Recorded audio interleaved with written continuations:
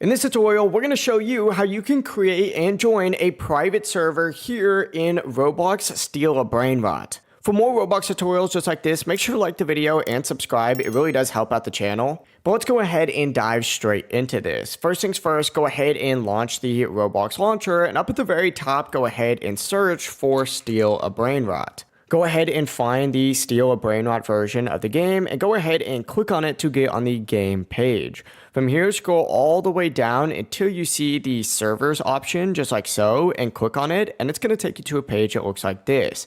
From here, just look for the Create Private Server option and click on it. And then from here, just keep in mind, it is going to cost 79 Robux. Go ahead and either purchase Roblox and then come and buy this by just hitting Create, or you can also join other private servers right here if you would like. Some of these are going to be limited, so keep that in mind. Once you go ahead and create your server, it should look something like this. You can go ahead and click on these little three dots just like so and hit configure to go ahead and change a few different settings. I'm using my server on Grow a Garden for an example for this, but this is going to work the exact same in Steal a Brainrot. You're going to see this allow joining option. You can tick this on and off, and then you can also tick friends allowed so your friends can join, and you can also add specific people by clicking this add people option and then typing in their username here. But yeah, it really is as simple as that. If you have any questions, don't hesitate to ask us down in the comments below, and remember to like and subscribe for even more Roblox tutorials just like this. Have a great day.